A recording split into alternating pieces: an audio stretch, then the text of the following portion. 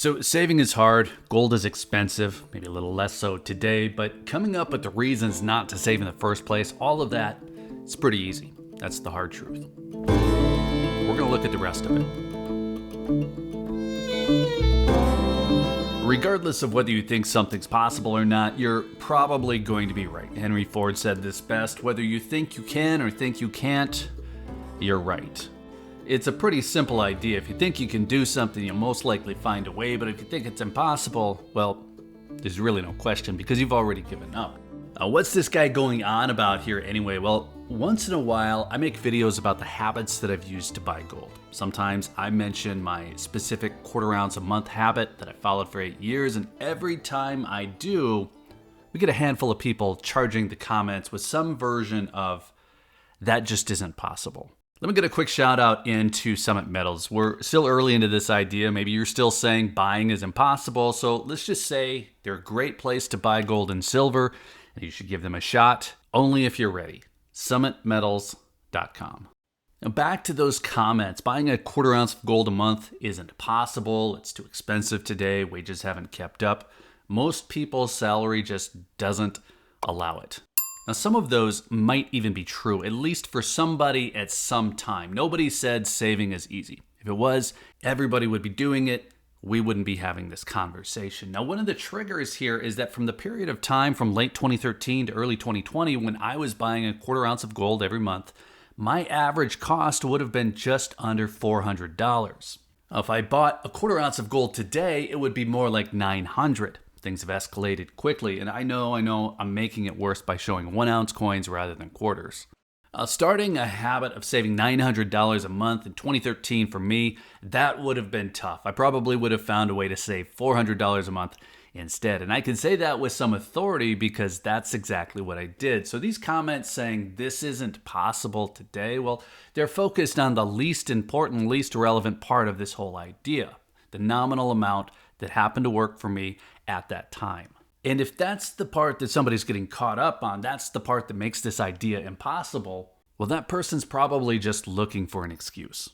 So for me, saving $400 a month then in 2013 would have been harder than saving $900 a month today. That's a sample size of 1. That doesn't matter to anyone other than me. The part that is universally applicable is that saving is hard. And also, anyone can do it. None of us probably enjoys it. It isn't sexy. You can't pull up to the pickleball court in your savings account, make Chad and Janine jealous. But it isn't supposed to be easy. It probably isn't supposed to be sexy. And also, there isn't supposed to be a universal amount that all of us need to save. But can you still find a way to save an amount that works for you? Of course you can. Now, the reason that makes this whole idea even worth talking about is there's a part to saving that makes it hard for a lot of people. Savings are just easy to raid. There's nothing that really prevents you from doing it. You have to get it right 100% of the time. You can make the right decision to save 43 times in a row and then wipe that out with one wrong decision over the weekend. Nothing really slows down that kind of bad decision, or at least nothing slowed down a bad decision for me at that time, because bad decisions could be anything. They could be a want, they could be a need. Sometimes a bad decision looked like a good one. The reason gold worked for me isn't that I could afford a specific amount of money each month. It's not because I was rich. I see those comments in there too. It's that I bought a thing that was just hard enough to liquidate that I wouldn't do it.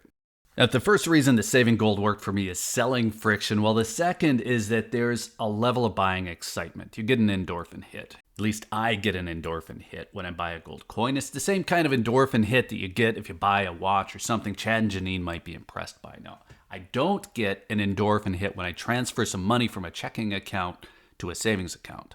So selling friction is reason 1, buying excitement reason 2, that's that endorphin hit. Reason 3 is that I was always willing to work a little bit harder to get that next coin or go without something else to get it.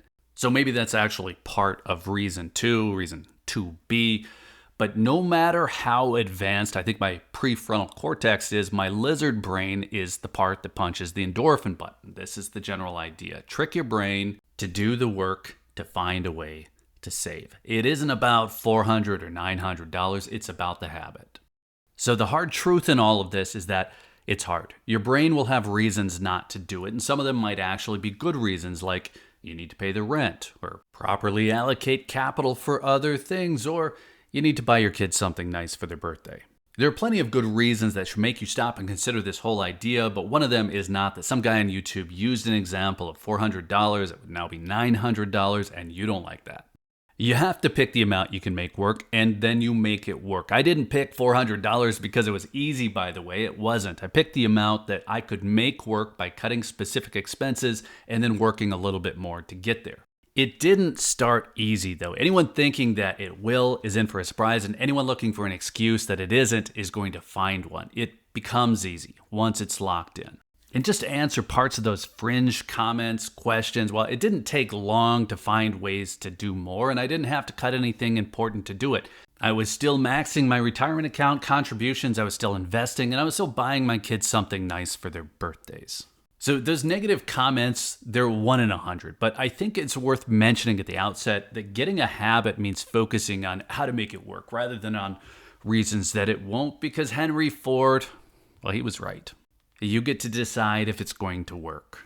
So full circle on the Henry Ford quote, that seems like a good place to end this. Let us know in the comments what you think, whether you've thought about locking in a habit like this, whether you're already doing it, and whether or not you care what Chad and Janine think. Pickleball. I don't know where that came from, but let us know. And while you're in the comments, be sure to hit that like button if you found any of this interesting. Be sure you're subscribed with notifications turned on if you want to hear more on the topic. And if you're still here, thanks again for watching. I always appreciate your time. Take care.